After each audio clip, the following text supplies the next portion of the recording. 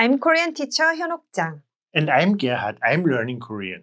Have you seen our video on irregular verbs and adjectives ending in the vowel In that video, we explained that when is followed by a vowel like a or o, the is removed. Or have you maybe even seen our video on irregular verbs and adjectives ending in r? If you have not seen these videos or don't remember them, we recommend watching them before you get into today's video. In the case of r, just like with all verbs and adjectives ending in r are irregular. However, there are other rarer words that end in r that follow a different rule, and that's what we will cover in this video. Today we will talk about irregular verbs and adjectives ending in r, to which a rule called the ro rule applies. So the verbs and adjectives we will talk about today are actually also ending in r, but a different rule applies.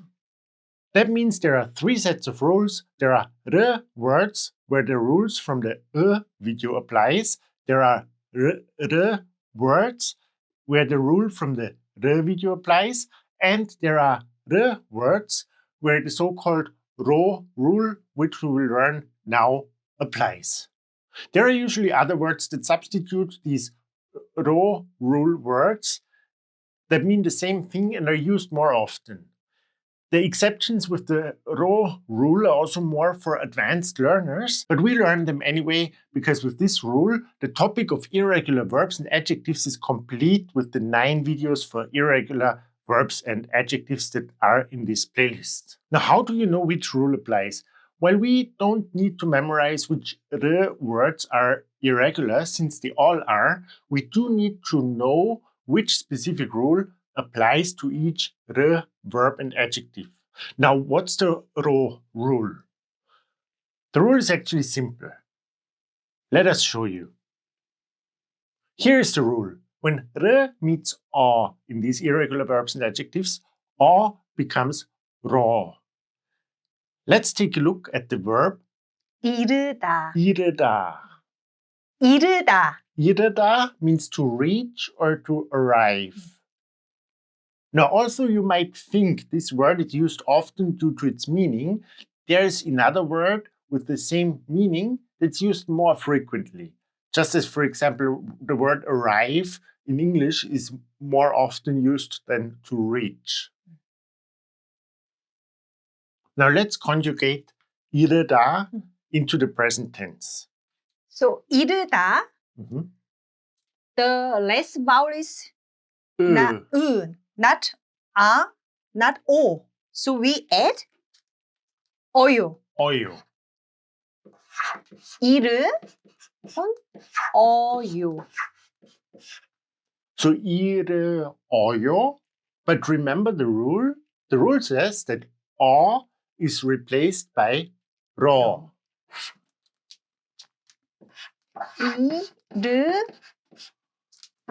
이르러요. 이르러요. 이르다, 이르러요. There's actually only one verb or adjective to which the ro rule applies that is used frequently and that you should learn. What's that one word? 부르다. 부르다. 부르다 is an adjective and means blue or green. How can it be blue or green? 부르다 is a color group. For example, just as in German, we don't differentiate exactly between different shades of red, and red could range from pink to what we call wine red. In Korean, we don't differentiate exactly between blue and green. 부르다 could be blue or green. It is usually used when the sky, the mountains, the sea are blue or green, or a mix of blue and green, something like that. So for mountain, sky, or green fields, but also, for example, for the eye color. Not for Korean. Let's conjugate 부르다 into the present tense. So 부르다, the last vowel is 르. Same as before. Yeah. So 부르다. 어요. We added 어요. So 풀어요. We added 어요. But the rule says that 어요, 어, is replaced by 러. So 풀으러요. 풀으러요. 부르러요. 부르러요. 풀으러요. 풀으러요. 부르러요. 부르러요. 풀으러요. 러요. 풀으러요. 부르러요. Again. 풀으러요. 부르러요. 나. 풀으러요. 산이 푸르러요. 산이 푸르러요. 바다가 정말 푸르러요. 바다가 정말 푸르러요. 하늘이 푸르러요. 하늘이 푸르러요. If we use 부르다 frequently to describe the sky, eye color, or the sea, or something like that, we need to be able to put the word 부르다 in front of a noun, right? Yes. In Korean for beginners, we will learn that in lesson number 77, but it's actually very easy, right? We add "n" to a verb stem if the verb stem has a 받침. If the verb stem doesn't have a 받침, we add "n" as the 받침 of the verb. So let's have a look at nouns with adjectives in front, with the adjective 부르다 in front. Yeah. So 부르다 doesn't have a 받침, so we add "n" as the 받침 of the verb or adjective stem, of the adjective stem in our case. So it becomes 부른. And 부른 we just put in front of a noun. So 푸른 눈, Blue or green eyes. 푸른 하늘. Blue sky. Blue sky. 푸른 바다. 푸른 바다, blue sea. 푸른 들판. Green or blue meadow. Meadow is of course green. Yes. 와. 푸른 눈이 정말 예뻐요. 푸른 산이 정말 예뻐요. 푸른 산이 정말 예뻐요.